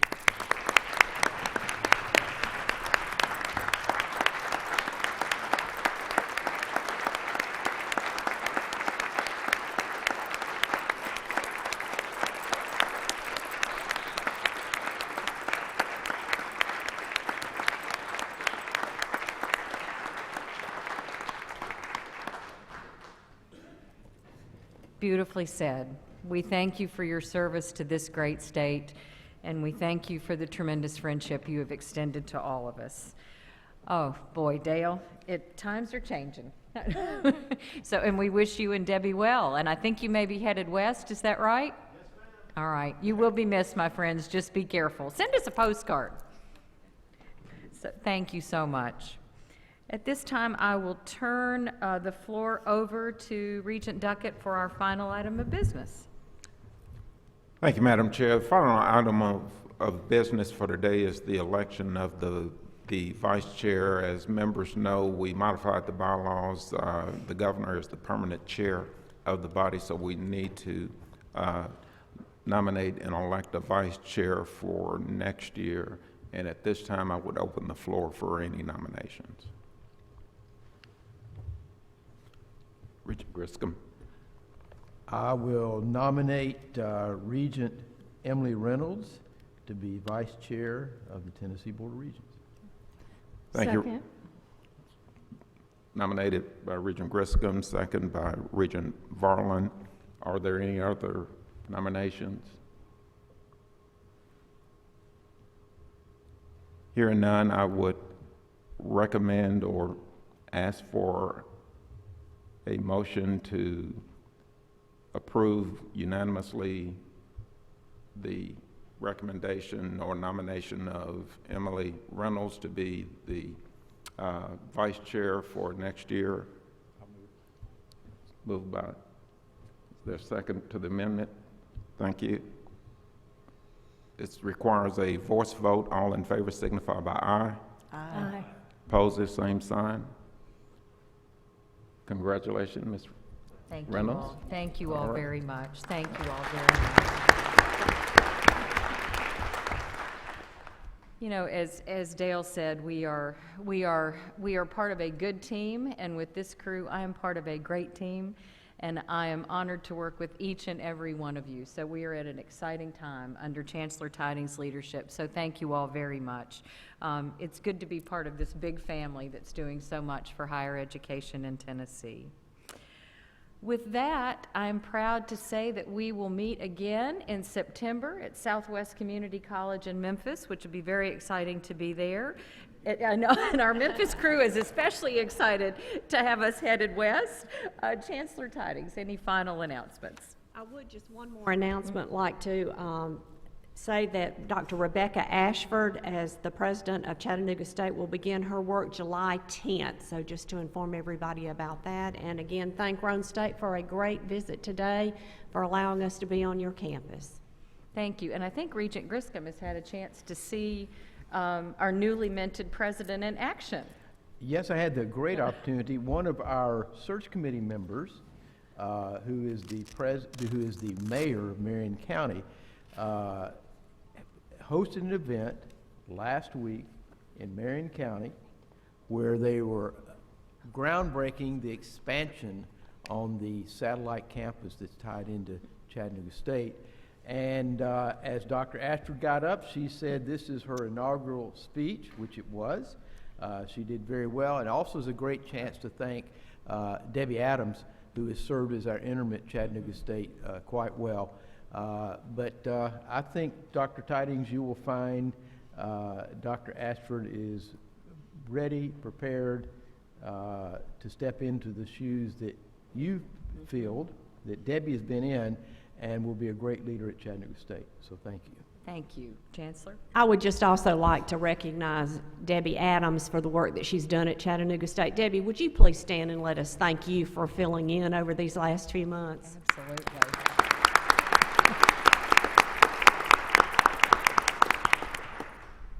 Thank you, Chancellor. Would Dr. Whaley make his way back here to the podium for me? There he is. There he is. We want to thank you again for the hospitality. What a tremendous show. And you've reminded us all, it is all indeed about student success. And as you said this morning, we are all in this together. That's Any exactly closing comments or announcements for us? I want to mention, as far as logistics, that lunch is ready to go in our hospitality room. I'm sure you've been there, but just in case, as you go out the door, folks will guide you to the right in our art gallery where we have set up for hospitality. You'll find your lunches and drinks, which you can either eat here or take with you to get on the road. There was actually, a few minutes ago, some sunshine outside. Now, this is East Tennessee. Don't get your hopes up. We don't know if that's turned back into rain. If there is rain, we have folks with umbrellas really ready to escort you back to your mode of transportation. So folks will direct you as you leave here. Thank you once again for all that you do. Thank you for allowing us to host and shed some light on the things that we have going on here. It is an honor to be a part of this system. It's an honor to serve with each one of you. Thank you. And it is an honor to have been with you all. Thank you very much. To the team here, if you've got a few minutes, fill out our evaluation forms. If not, take it with you, and Sandra will recover those from you here over the coming days. Once again, thank you for all you do. It is a pleasure to work with each and every one of you. This has been a good session. We are on a great trajectory, and we will look forward to this next year. Most importantly, on this rainy day, even with this glimpse of sunshine, safe travels, and we will see you soon. Thank you all. We are adjourned.